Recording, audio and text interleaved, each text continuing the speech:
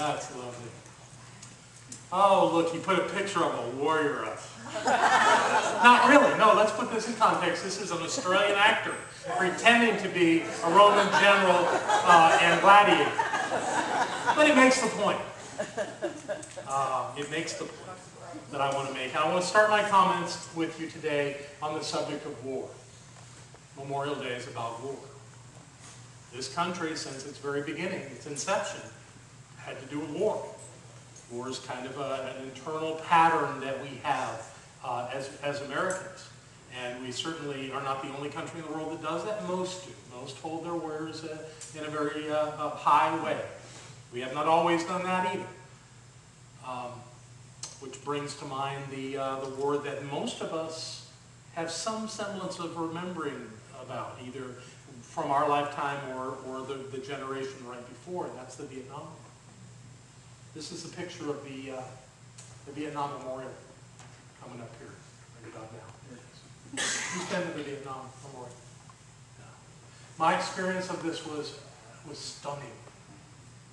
I went to that wall. There were children. There were children in strollers. There were children there walking, little toddlers walking. Not a sound. Total sacred silence as people touched that wall. There's something we all know. Doesn't matter how old we are. There's something we know that is sacred about what those names mean on that wall. It was just stunning to me. War is something that's kind of, as I say, innate in our culture. But according to a Harvard professor named Steven Pinker, we're healing that. That we're living in a time that is less violent right now than it has ever been. But with this long history, there's still quite a bit more for us to do as a culture and as a species. Thought I'd just give you a look at what our dealing with wars has meant. Just a thumbnail sketch of it. Take a peek. The numbers on the right are the number of people who died in these wars. You'll notice that some of them end in 3 zeros because there wasn't a good count. There was no way to keep those records. But after the Civil War, which by the way was the reason we have Memorial Day, it was in memory of those who died in the Civil War of the United States. We started keeping an accurate count of all those that gave their lives. You'll notice the 2 conflicts that are going on in the world right now are listed at the bottom. Let's celebrate the fact that those numbers are so much less. Let's not at all give up understanding that that many people dying for us in the name of our country is still extraordinary. But it seems to be getting better. We're learning how to do this better about being in the world. And that's important for us to know. It gives us something to hang on to beyond this idea of having been in our history 73 specific military conflicts and having 1,300,000 people, Americans, die in those conflicts. Not to speak of all the people in other countries that died in those conflicts. And the 1.5 million people that were injured in those conflicts. Many of them losing limbs, not being able to move, having a very, very different life after being in the military. This is sobering. It's difficult information. Go ahead and put that one up. It's important for us to get this. At the same time, there's this other concept called warrior. It is a very different concept. Warrior is not about being violent. The concept of warrior is one of the 4 primary archetypes in Jungian psychology.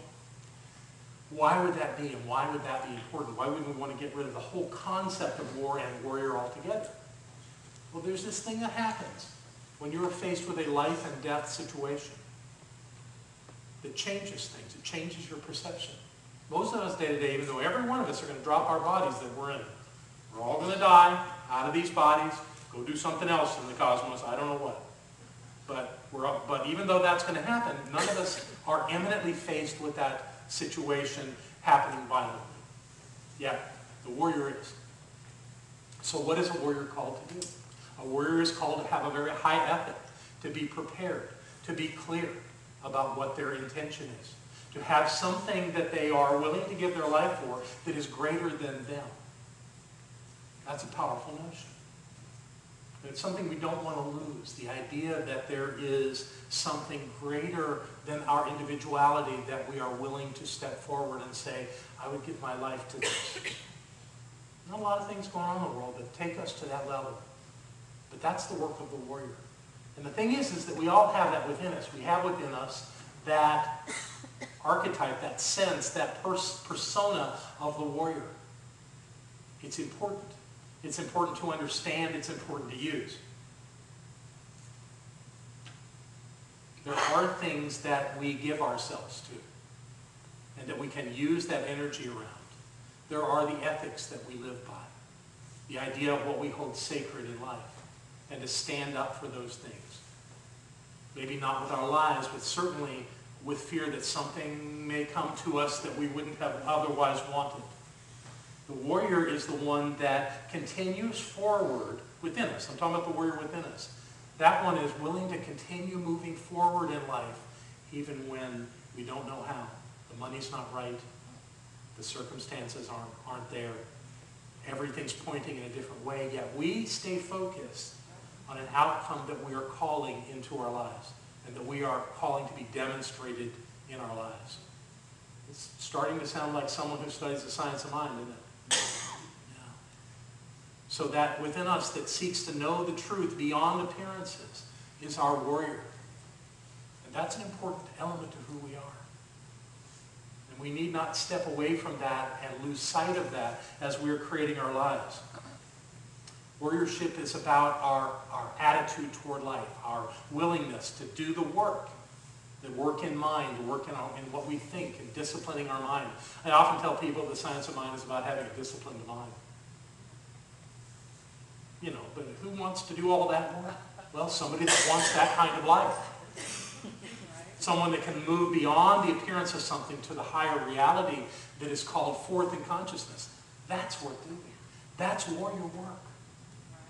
That's something powerful that every single one of us has within us. So does everybody else on the planet. But most people on the planet do not have disciplined minds.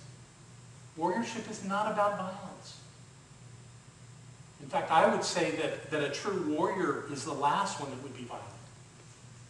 If you have ever known anyone who is in the martial arts, they will clearly tell you that they are so trained so that they never have to be violent. That's their work.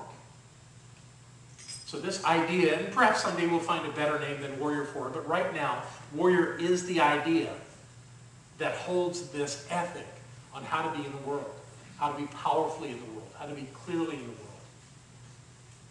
Think about the people in your life that have impressed you. Why did they impress you? What was it about them? It could be their loving nature. And I would never tell you that a warrior can't have a loving nature. In fact, I think that's essential.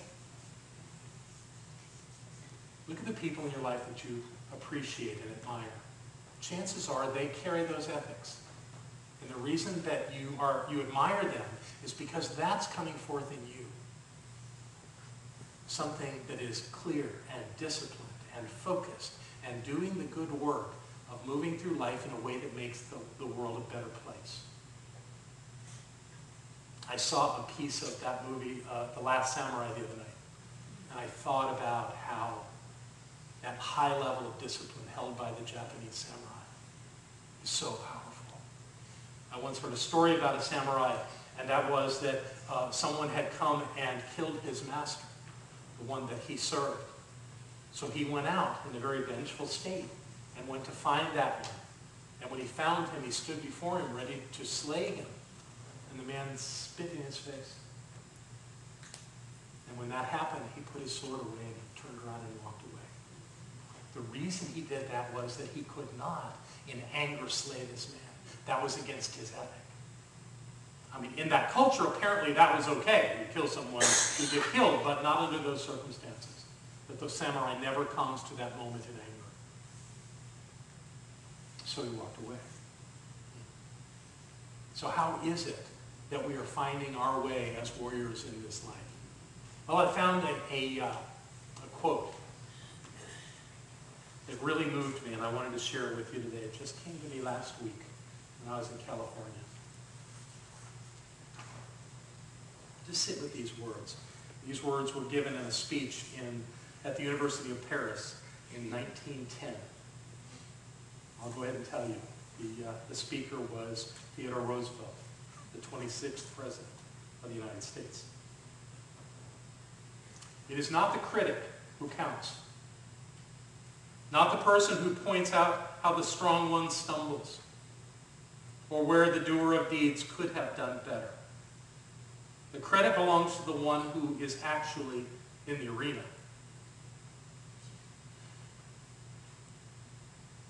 Whose face is marred by dust and sweat and blood. Who strives valiantly, who errs, who comes short again and again.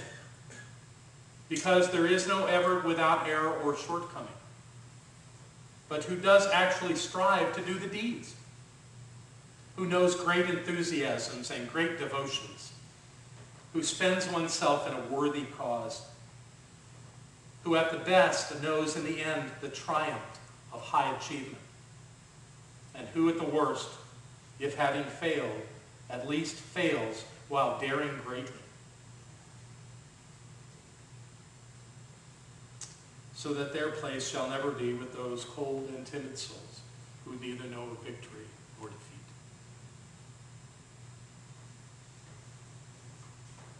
I don't know how many lifetimes we get, but we've got this one. I'm calling you into the arena. I'm calling you into the arena to do something amazing with your life. You know what it is. You don't need me to tell you. There's something in you that makes a difference in this world. And it may just be that you're holding back from acting on it.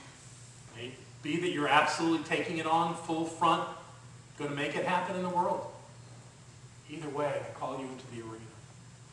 Into that arena that's messy, that's challenging, that has no guarantees. But what I found in my life is that when I have been the critic, I've always felt empty. You know, with my chuckles or my criticisms or my snickers, thinking someone's less than me. I've done that. And my guess is everybody in this room's done that. You don't have to raise your hand. But what happens at the end of that is I feel empty. I feel incomplete. I feel like I'm missing something. So I don't want to do that anymore. It's easy to do that, but it's not very rewarding. I've also been the one that steps forward and takes the chance, that risks, that takes the very strong possibility of looking foolish, who people criticize. It's happening to me right now. I would imagine, Mr. Mayor, it happened to you a few times when you were in office. When you stick your neck out like that, somebody wants to take a swing at it. Right now, I heard just yesterday a telephone call with a colleague that there are those saying that I'm doing all this traveling, campaigning for re-election. I'm curious to see what they're going to say after, if I'm re-elected and I continue doing it, what my reason is then. There are other things where I'm presenting ideas to our community or to new ways to do things, and some people are finding fault in that. It's okay. That's part of the game. You don't stick your neck out. You don't step forward. You don't step into the arena expecting everyone to love you. It's been a really good lesson for me. But every time I have fallen down, every time I have had my ego bruised, every time it has not turned out the way I planned, I've learned something. I've learned something about me. I've learned something about the stuff I'm made of. That's the greatest lesson of life. Because the challenges of life call us out to know who we are. And it really doesn't matter.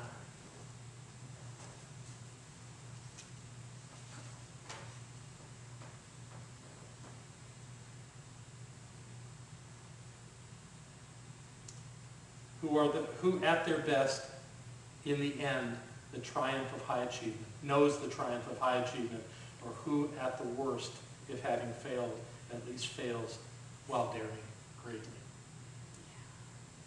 That's worth doing. That's worth doing. So we honor all those that stood on battlefields and were in planes and on ships, who risked their lives, all those that didn't come home. We honor them tomorrow. That warrior's in us as well, so I invite you to spend some time in the next day honoring the warrior in you, honoring that one. Because as much as Roosevelt's talking about the critics of life that criticize us, and the ones I spoke of, there's an inner critic in you too. That's the one to watch out for the most. Make sure you don't fall into that thing thinking somehow that you're not good enough, that you're not strong enough, that you're not smart enough, that you're not anything enough, because you are. And even if you don't get to that final place that you think you want to go, you'll get further than you would have otherwise. This is the idea of the science of mind. Set your intention in mind. Set everything else aside and focus on that and see what happens. And if you do that with a clear and open heart, you have every possibility of achieving it. When I take that eagle feather and it touches someone's heart, and I had to ask a couple of them today to move their hands from their heart so I could do that, it's because that's the place in us that makes the difference. We can think all day long, and it's important to think. Thinking is good.